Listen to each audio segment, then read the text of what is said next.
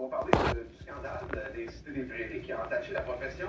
Oui, on se souvient de ces éducatrices, 9 éducatrices en poste qui ont eu des échanges avec les résidents mineurs. Et suite à ces incidents, ces événements, il y a un sondage qui a été réalisé auprès d'éducateurs et éducatrices. On en parle ce matin avec Marc Sauvageau, président de l'Association des éducatrices et éducateurs spécialisés du Québec. Bon début de journée à vous.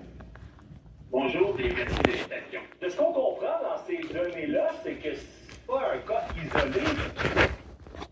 Mais ce qu'on comprend du sondage et ce que nos membres ont répondu, c'est que il y a une grande majorité de nos membres qui ont été témoins, dans le fond, d'actes causant des préjudices importants, plus ou moins importants, même je pourrais dire, auprès des clientèles vulnérables avec lesquelles on côtoie quotidiennement dans le cadre de notre profession. C'est quand même le 3/4 des répondantes, de 75% qui disent effectivement avoir été témoins de situations problématiques. Qu'est-ce qui peut expliquer ça? Pourquoi on voit des données aussi importantes? Un manque d'expérience. Moi, j'ai l'impression que le fait qu'il n'y a pas d'encadrement Aussi. réellement important au niveau de la pratique de l'éducation spécialisée fait en sorte qu'il peut y avoir un certain laxisme de la part de la profession à intervenir auprès des clientèles qui sont vulnérables. Cherche-les tes mots. Cherche-les.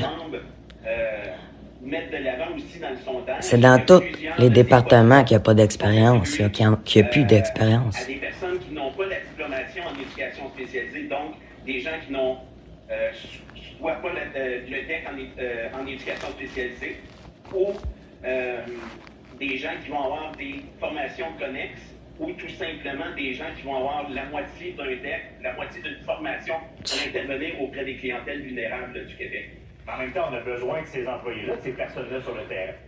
Non, parce qu'il y a trop de signalements. Je crois que l'avenue d'un autre professionnel va faire en sorte que la formation continue, la supervision clinique va devenir... Ça fait des années que vous faites ça, que vous dites ça. Pensez-vous qu'il n'y en avait pas de la supervision clinique, là, quand j'ai lâché, là? Il y en a. Voyons, mais c'est qu'il y en a, c'est qui ça sent, en tout cas. Sacré. Checkez bien, il va y avoir d'autres scandales pareils, là, puis il va y en avoir plein d'autres à nous qui vont sortir. C'est n'importe quoi. Ça touche tout le monde. Oui, ça touche tout le monde. Mais en même temps, là, je tiens quand même à souligner que le sondage a été effectué auprès des membres de l'association et on retrouve quand même plus de 12 000 éducateurs et éducatrices spécialisés à travers le Québec. Donc, c'est sûr que pour n'importe quelle profession, que ce soit un médecin, un avocat ou un travailleur social, ben, il y a des gens qui l'échappent. exécutent mal, dans le fond, leur métier et qui causent des risques et c'est souvent une minorité qui entache. Non. Non. Une grande majorité qui entache. Là, excusez-moi bien, là, depuis, là, que la fusion puis que les vieux sont partis ailleurs pour le même salaire puis les mêmes qualités de vie, excusez, là, vous avez engagé de manière intensive. Ces gens-là, vous les avez mis sur le plancher, vous les avez laissés s'auto-réguler comme intervenants et éducateurs, puis ça donne ce que ça donne aujourd'hui. Hein? Un paquet de monde qui sont dangereux pour l'avenir des familles. Tendez là. Seigneur. Alors, on a ces données-là. Qu'est-ce qu'on fait concrètement à court terme?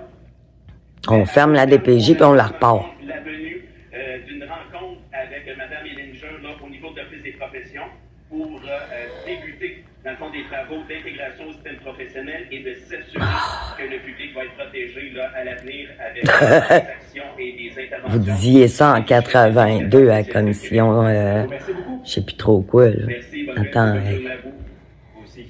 bon. Une dernière heure, maintenant, Québec solidaire. Fait que qu'est-ce que ça va faire? Ça va faire la même affaire qu'à l'habitude. Ça va passer sous le radar. Ça va recommencer. C'est ça.